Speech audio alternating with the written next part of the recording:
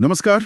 आज हम जरा उस दौर पर नजर डाल रहे हैं जब दिल्ली में मुगल सत्ता कमजोर पड़ रही थी जी और देश के दूसरे हिस्सों में मतलब नई ताकतें उभर रही थी। हाँ, बिल्कुल।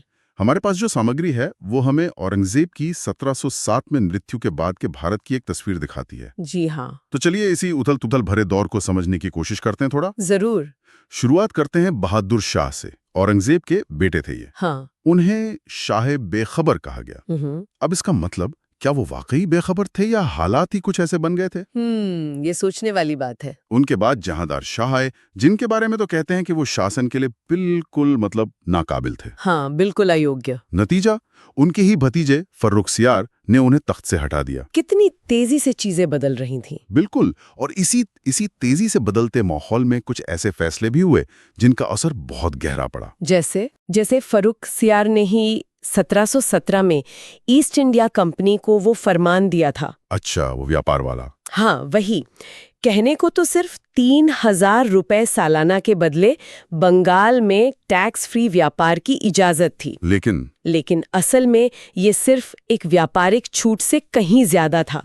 इसने कंपनी को एक तरह से बंगाल के नवाबों के अधिकार को चुनौती देने का एक आधार दे दिया। हाँ। और धीरे धीरे अपनी राजनीतिक पकड़ बनाने का एक अहम जरिया भी। अच्छा, तो ये सिर्फ पैसों का मामला नहीं था, ये तो मतलब ताकत के समीकरण बदलने की एक तरह से शुरुआत थी। बिल्कुल सही। फर्रुखसियार के बाद आए मोहम्मद शाह, जिन्हें रंगीला कहा जाता है। हाँ, रंगीला बादशाह। सुना है वो शाहजहां के मशहूर तख्ते ताऊस यानी मोर सिंहासन पर बैठने वाले आखिरी मुगल बादशाह थे। जी हाँ, ये सच है। तो ये रंगीला नाम क्यों पड़ा, क्या वजह थी? उन्हें रंगीला इसलिए कहा गया क्योंकि उनकी दिलचस्पी प्रशासन से ज्यादा कला, संगीत और मतलब ऐशो आराम में थी। अच्छा।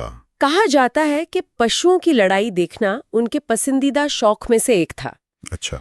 अब जाहिर है जब शासक का ध्यान बटा हो तो बाहरी ताकतों को मौका मिल जाता है। बिल्कुल।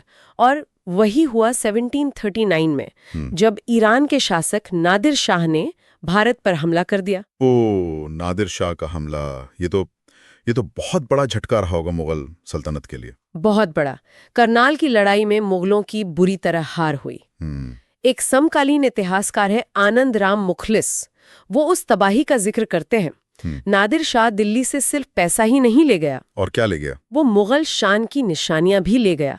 मतलब बेशुमार सोना चांदी, जवाहरात, वो मशहूर कोहिनूर हीरा। कोहिनूर भी? हाँ, और वो तख्ते ताउस भी। इस लूट ने तो जैसे दिल्ली को बिल्कुल कंगाल कर दिया और मुगल बादशाह की इज्जत वो तो मिट्टी में मिल गई। इस तबाही के बाद तो सल्तनत का दोबारा उठ खड़ा होना बहुत मुश्किल लगता है। नामुमकिन सा ही था। बाद के बादशाहों में शाह आलम द्वितीय यानी अली गौहर का नाम आता है। हाँ। उनके वक्त तक क्या हालात हो गए थे दिल्ली के? शाह आलम द्वितीय के समय तक मतलब 1803 आते आते अंग्रेज दिल्ली पर काबिज हो चुके थे। ओह। मुगल बादशाह सिर्फ नाम के शासक रह गए थे। असल हुकूमत तो अंग्रेजों के हाथ में जा रही थी धीरे धीरे। और फिर आते हैं आखिरी मुगल बादशाह बहादुर शाह जफर। जी, जफर। उन्हें साम्राज्यहीन सम्राट कहा गया है। ये सुनने में ही कितना अजीब लगता है। है ना, विरोधाभासी सा। उनके पास अपना कोई साम्राज्य था ही नहीं असल में। तो फिर गुजारा कैसे होता था? वो ईस्ट इंडिया कंपनी से मिलने वाली पेंशन पे गुजारा करते थे। इसमें कुछ नगद पेंशन होती थी और कुछ जागीरें, मतलब जमीन से राजस्व वसूलने का अधिकार। अच्छा। हाँ, पर वो एक बहुत उम्दा शायर थे। मिर्जा गालिब और इब्राहिम ज़ौक जैसे बड़े शायरों ने उन्हें शायरी सिखाई। गालिब और ज़ौक, वाह। जी।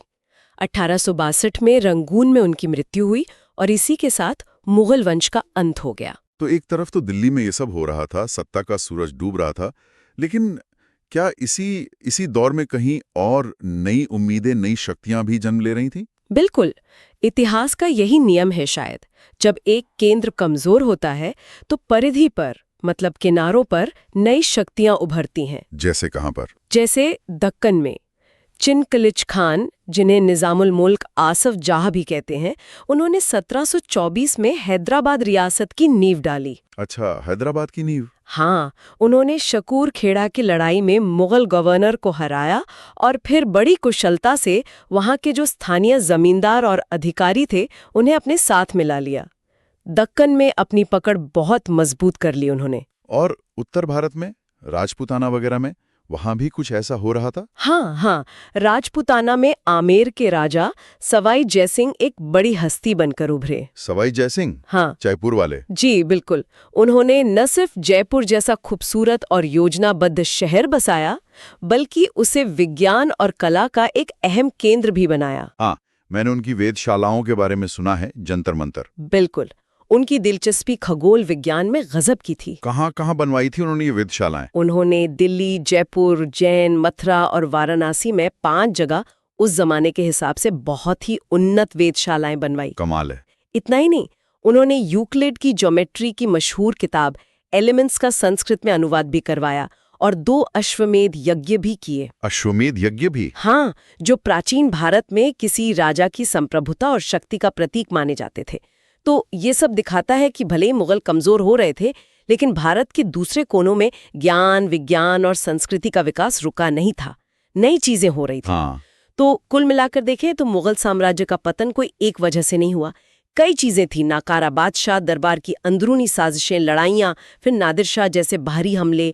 हाँ। लेकिन इसी दौर ने, इसी खालीपन ने हैदराबाद और जयपुर जैसी क्षेत्रीय ताकतों को उभरने का मौका दिया और उन्होंने अपने अपने तरीके से शासन, कला और विज्ञान को आगे बढ़ाया। वाकई इतिहास कितना पेचीदा है, कितना दिलचस्प। ये सोचना भी बड़ा रोचक है कि अगर मान लीजिए फर्रुखसियार वो फरमान ना देते अंग्रेजों को या नादिर शाह का हमला ना होता, तो आज का भारत कैसा होता? बिल्कुल। क्या शक्ल होती इसकी? ये वो सवाल है जिन पर ये स्रोत हमें सोचने पर मजबूर करते हैं। सही बात है, सोचने के लिए बहुत कुछ है इसमें।